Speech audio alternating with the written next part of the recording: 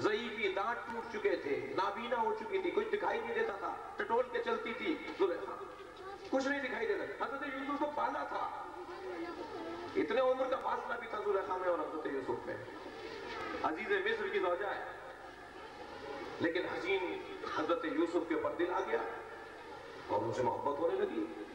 اور ایک دن تو ایسا بھی آیا، توحید کا باب ہے نا، کہ حضرت یوسف کو بلا لیا اپنے حجرے میں، 8 دروازے تھے اس کے حجرے تک پہنچنے میں، اور جب اپنے حجرے میں ہر دروازے کو بند کروا کر اپنے حجرے تک پہنچوا لیا، اور آخری دروازے کو کہا باہر سے بند کرو، اور اس کے بعد جب حضرت یوسف کے قریب جانے لگی تو حضرت یوسف نے ایک اللہ سے مدد مانگی، یا اللہ میری مدد کر۔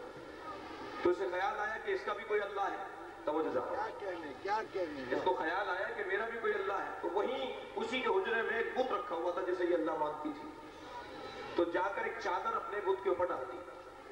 حضرت یوسف نے فرمایا یہ کیا کر رہی ہو؟ کہنے لگی مجھے اپنے اللہ سے حیا آتی ہے، کوئی غلط کام کرنے سے پہلے مجھے اپنے اللہ سے حیا آتی ہے۔ حضرت یوسف نے فرمایا تو نے تو اپنے اللہ پر چادر ڈال دی، میں اپنے اللہ کو کیسے چھپاؤں گا؟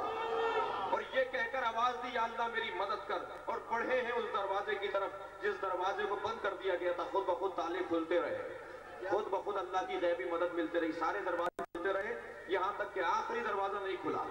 یہ بھی اللہ جو 7 دروازے کھول سکتا تھا وہ 8واں دروازہ بھی تو کھول سکتا تھا، لیکن اللہ نے سارے 7 دروازے کھول دیے اعجاز سے، معجزے سے، لیکن 8واں دروازہ نہیں کھلا۔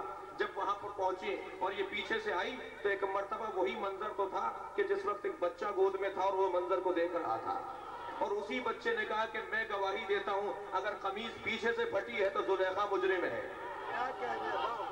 کیا ہم معجزہ دکھانا چاہتے ہیں، اور اس کے بعد جو کچھ ہوا بڑی طویل ہے مگر ہے یہ بھی توحید کا باب۔ اور جب زندان میں ڈال دیا نا حضرت یوسف کو اس جرم میں کہ نافرمانی کی ہے اور بات نہیں مانی اور جو کہنا چاہ رہی تھی وہ نہیں ہو پایا، تو حضرت یوسف جب زندان میں گئے تو طویل سجدہ کیا اپنے رب کے آگے۔ سبحان اللہ۔ تو قیدیوں نے کہا ہے یوسف محل چھوڑ کر زندان میں آ گئے، کہنے لگے وہ زندان تھا یہ میرے لیے محل ہے، جہاں مجھے اللہ کو پکارنے کے لیے وقت نہ ملے وہ زندان ہے، جہاں سجدے کا وقت مل جائے وہی تو محل ہوا کرتا ہے۔ اور پھر حضرت یوسف ان مرحلوں سے گزرنے کے بعد ایک مرتبہ اللہ نے کہا ہے یوسف اب یہ میری وجہ سے تجھ سے محبت کر رہی ہے، عقیدہ ٹھیک ہو گیا اس کا، اب اس کا عقیدہ ٹھیک ہو گیا، لہذا تو اپنی معجزہ دکھا اور اسے جوان کر۔ حضرت یوسف نے اپنی آواز زلیخا کو پڑھا اور جب ہٹائی تو ایک مرتبہ پہلے سے زیادہ حسین، جب کبھی جوانی میں رہی تھی اس سے زیادہ جوانی پلٹ کر آ گئی۔ عزیزان گرامی ہم بھی تو اہل بیت کا تذکرہ اسی وجہ سے کر رہے ہیں تاکہ ہمارے عقیدے کی بھی جوانی پلٹ کر آ جائے، ہمارے عمل کی جوانی بھی پلٹ کر آ جائے۔ صلوات بھیجیں گے محمد و آل محمد۔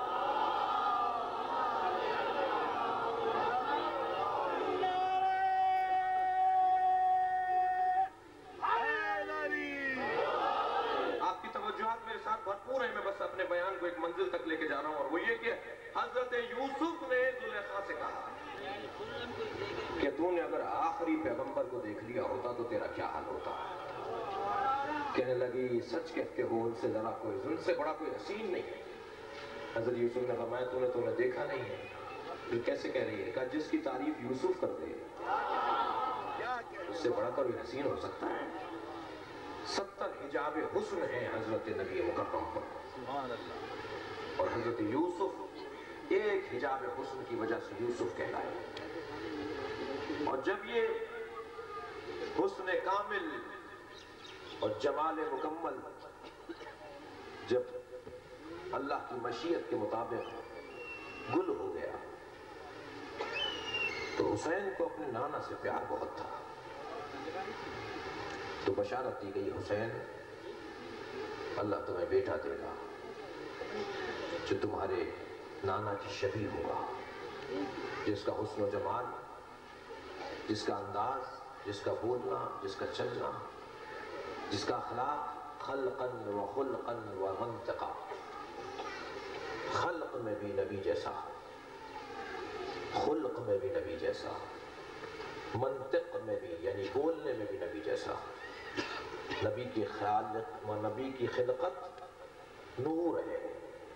دیکھیں یہ امام حسین کا مستند جملہ ہے حضرت علی اکبر کے لیے اللہم اشہد علی ہؤلاء القوم، یا اللہ